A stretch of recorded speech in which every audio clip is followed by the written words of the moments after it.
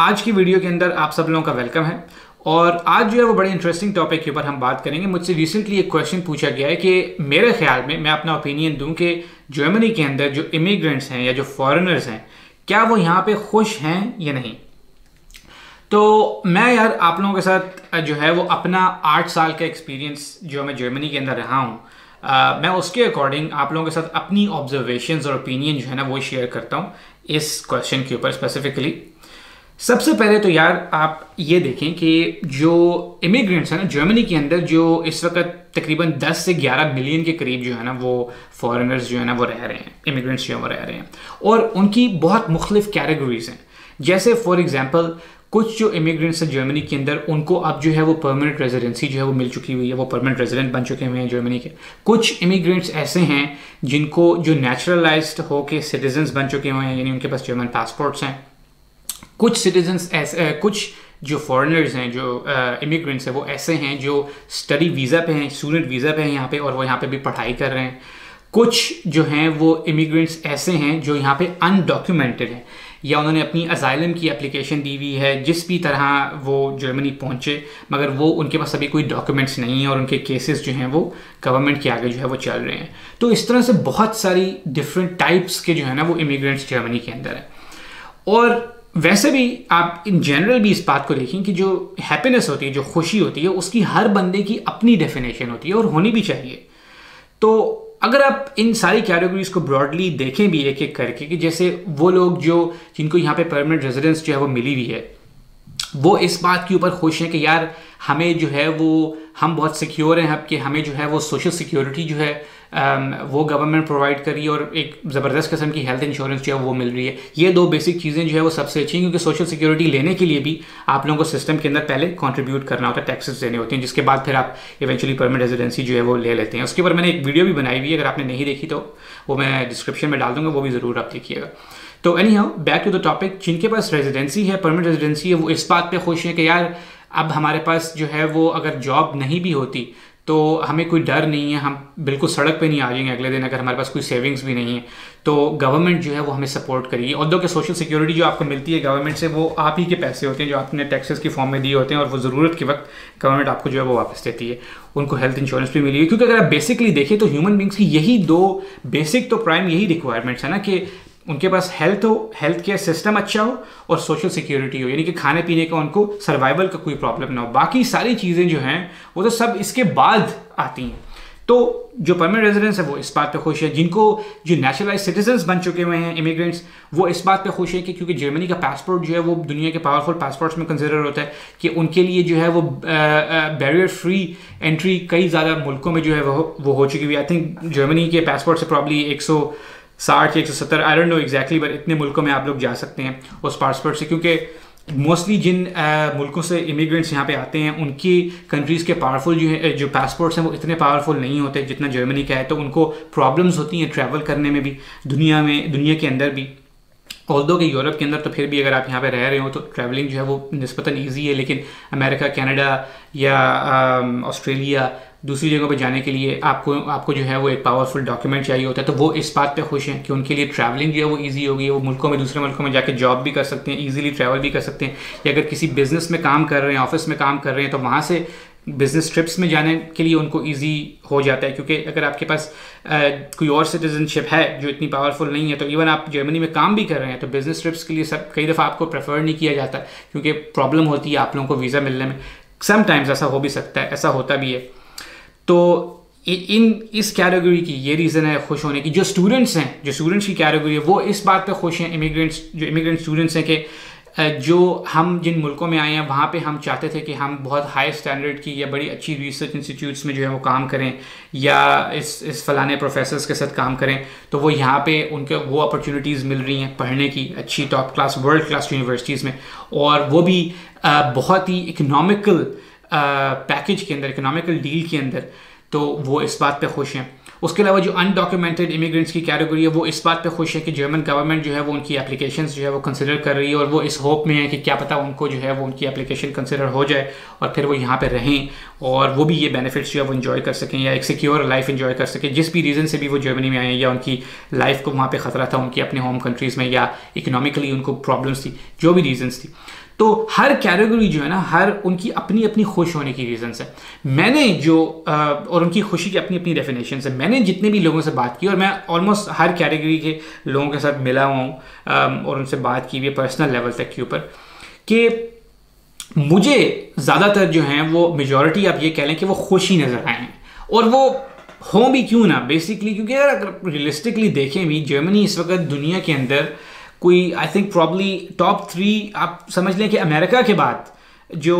वाहिद मुल्क है जो सबसे ज़्यादा डिज़ायरेबल है या जो हॉटेस्ट है, जहाँ पे सबसे ज़्यादा लोग जो है वो इमिग्रेशन करना पसंद करते हैं, वो जर्मनी है।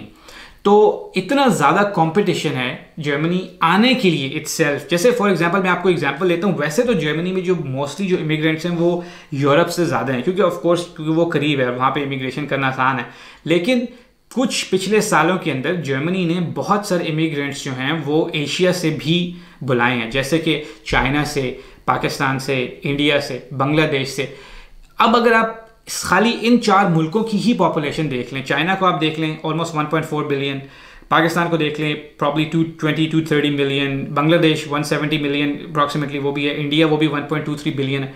अब इन सारे मुल्कों में तो मेरी पर्सनल जो मैं लोगों को जानता हूँ जो जर्मनी आना चाहते हैं, लेकिन वो सिर्फ इसलिए नहीं आ सकते क्योंकि वो उनके लिए वो रिक्वायरमेंट्स मीट करना मुश्किल है, जैसे कि ब्लॉक्ड अकाउंट अगर वो स्टूडेंट्स के तौर पे आना चाहते हैं कि उनके पास 10,000 यूरो की अमाउंट नहीं है कि वो यहाँ पे आ सकें, ब्लॉक्ड अकाउंट खोल सकें और यहाँ पे पढ़ाई कर सकें। तो जो लोग यहाँ पे हैं वो तो हमेशा जब भी इमिग्रेंट्स जो आपस में मिलते हैं, वो मैंने तो यही देखा है, जो मुझे फीडबैक उनसे मिला है कि वो मोस्टली खुश ही होते हैं, क्योंकि उनको भी इस बात का अंदाज़ा है कि कितना मैसिव जो कंपटीशन है जर्मनी आने के लिए लोगों का है, और फिर यहाँ पे आके यहाँ पे ये सारी जो अपॉर्चुनिटीज़ जो गवर्नमेंट ऑफर कर रही है उसके लिए भी रिक्वायरमेंट्स पूरी करना और फिर वो हासिल करना। तो इन सारी चीज़ों में जो है वो बहुत ज़्यादा कंपटीशन है, जिसकी वजह से जो इमिग्रेंट्स हैं वो खुश ही हैं। अब ऐसा भी हो सकता है कि कई लोग हों जो यहाँ पे खुश ना हो, क्योंकि उसकी मुख्तलिफ वजह हो सकती है। जैसे कि फ़र्ज़ करें कोई बंदा हो, उसकी वो जिस भी मुल्क से आया है यहाँ पे इमिग्रेट करके, अपने मुल्क में उसका जो लाइफस्टाइल है वो जर्मनी में जो उसका लाइफस्टाइल है उससे बहुत बेहतर हो, वहाँ पे उसके पास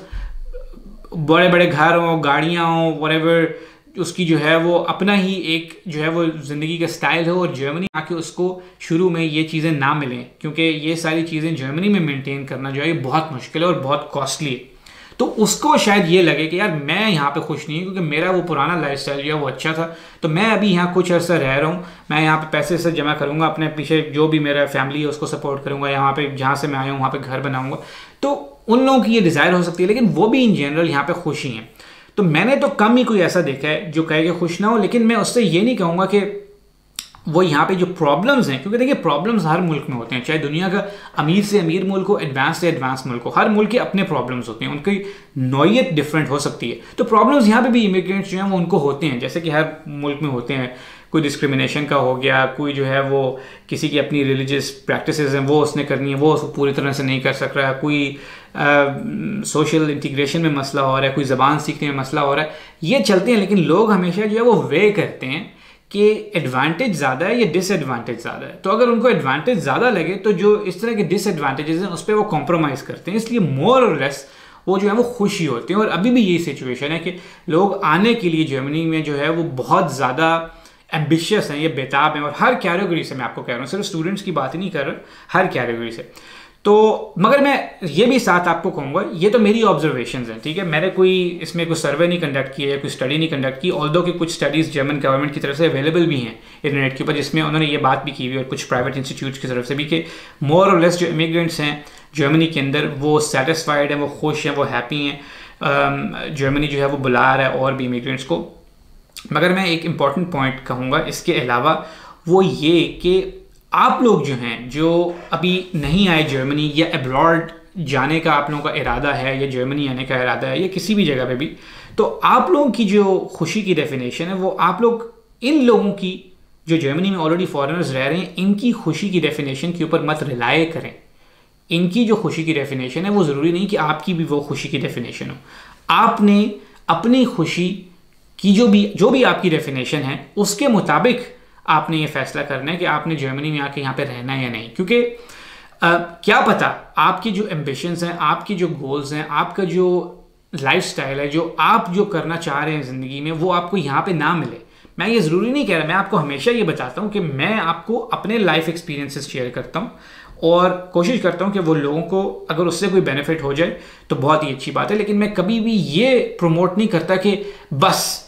अब जहाँ पे भी जो दुनिया में बैठा हुआ है, जो ये वीडियो देख रहे हैं, बस उसने अब जर्मनी आना ही है। वो इसलिए क्योंकि मैं यहाँ पे हूँ और मैं कह रहा हूँ और भी कोई 10-15 यूट्यूबर हैं वो भी ये बातें कर रहे हैं। नहीं, ये वजह नहीं आपकी होनी चाहिए। आपकी अगर तो आपको पता है कि आपकी खुशी किस चीज़ में है तो बहुत अच्छी बात है, और वो अगर आपको लीड करती है जर्मनी में तो आप ज़रूर आएँ, 1000 दफ़ा आएँ। लेकिन अगर आपको अभी ये नहीं पता कि आपकी खुशी किस चीज़ में है तो पहले तो ऑफकोर्स उस खुशी को ढूंढें, जैसे मैं कहता हूँ कि इंटरेस्ट को हमेशा ढूंढें, और उसके बाद अगर वो आपकी जो मैंने आपको कैटेगरीज बताई हैं इनकी खुशी से अलाइन करता है या मैच करता है तो वो आपके लिए जर्मनी भी अच्छी जगह हो सकती है। तो इसलिए मैं यही कहूँगा यार कि ये बड़ी रिलेटिव है हर बंदे के हिसाब से। खुशी की हर किसी की अपनी अपनी डेफिनेशन होती है, जैसे मैंने कहा कि होनी भी चाहिए। तो मोर और लेस मैं यही कहूँगा कि मुझे यहाँ पे लोग सेटिस्फाइड और खुशी लगें इंस्पाइट ऑफ द फैक्ट कि छोटे मोटे टक टोक छोटे मोटे प्रॉब्लम्स जो है ना वो तो चलते ही रहते हैं। तो अगर आप लोगों ने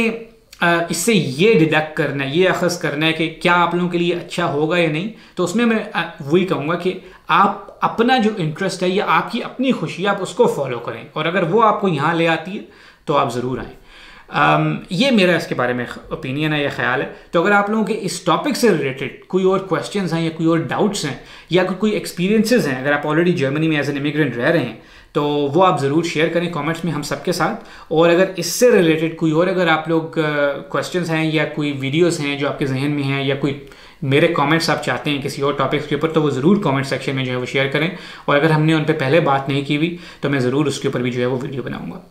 एंड में मैं यही कहूँगा कि ये वीडियो देखने के लिए बहुत बहुत शुक्रिया।